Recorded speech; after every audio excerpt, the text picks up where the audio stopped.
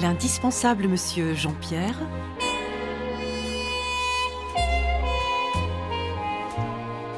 chroniqueur mondain.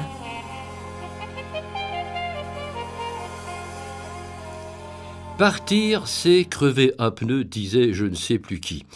Partir, la plupart d'entre vous vont le faire, je suppose, qui à la mer, qui à la montagne, à la campagne, à l'étranger très loin ou par chez nous un peu moins loin, à pied, à cheval ou en voiture.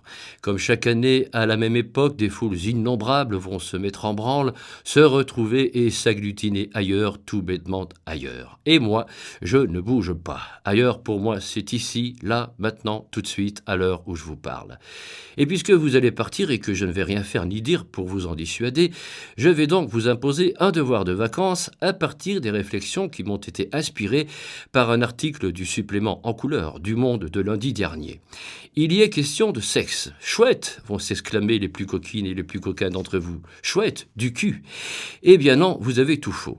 En réalité, ce dont il est question ici, c'est des conclusions surprenantes d'une rencontre qui a rassemblé à la Cité des Sciences de Paris des biologistes, des anthropologues et des sociologues qui ont pendant 2 mois cherché à définir les genres féminins et masculins. Donc, pour le dire autrement, qu'est-ce qu'un homme? Qu'est-ce qu'une femme? En quoi la singularité du sexe de chacun intervient-il dans les différences qui les distinguent? Ces différences sont-elles avant tout naturelles ou sont-elles liées à l'histoire des peuples, aux traditions de tous ordres, à l'éducation? Autant de questions qui appellent des réponses qui risquent bien de bouleverser des siècles d'idées reçues. Selon une de ces idées préemballées, Jacques Séguéla, à la télévision, se réjouissait de, dit-il, la féminisation de la planète. Partout, disait l'illustre publicitaire, les femmes développent des valeurs de compassion et de fraternité qui sauveront l'humanité de la guerre, de la violence chronique et de l'agressivité des hommes. Bien. Prenons une femme. Elle s'appelle Lindy England. Elle exerce un des plus vieux métiers du monde, militaire dans l'armée d'occupation américaine en Irak. Vous l'avez certainement vue à la télé dans la désormais tristement célèbre prison d'Abu Ghraib, à Bagdad, tenant en laisse rigolarde un prisonnier irakien allongé, nu comme un verre, humilié, terrorisé, abaissé, bafoué. Et j'ai moi, de mes yeux vu, il y a un certain temps, une superbe créature au milieu de ses collègues gendarmes, crinière blonde dégoulinant de son casque à visière, matraque virevoltante, lancée à la poursuite de manifestants mâles, interloqués. Autre exemple, prenons un sexe, mais pas le mien, merci. Qu'observons-nous?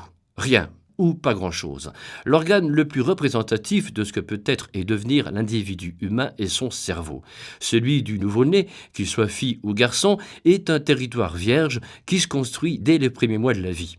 C'est l'apprentissage dans une culture, un environnement social et culturel donné, qui, plus que le sexe, donne à l'un ou l'autre tel ou tel statut, lequel est variable pour ce qui est de la condition des femmes, selon qu'elles naissent à Pékin, Casablanca ou Conflans-Sainte-Honorine. Le genre sexuel est un jeu, une parodie, un travestissement, jamais une identité naturelle ou politique. C'est ce qu'affirment les tenants d'un mouvement philosophique, politique et littéraire qui se nomme queer, que l'on peut traduire par étranger, iconoclaste, excentrique. Pour eux, se qualifier d'homme ou de femme ne signifie rien quant à la sexualité et le genre que choisit une personne. Voilà une belle et tonique nouvelle. Ni homme, ni femme, ni juif, ni nègre, ni arabe, ni bleu, ni rouge, ni vert. Seulement des individus humains embarqués dans la prodigieuse aventure de la vie. Que cette aventure se termine un jour en catastrophe, on ne pourra pas le reprocher à l'un ou l'autre sexe, mais à l'homme, tout simplement. L'homme en tant qu'espèce, et non pas l'homme si fier de ce qui lui pend entre les cuisses.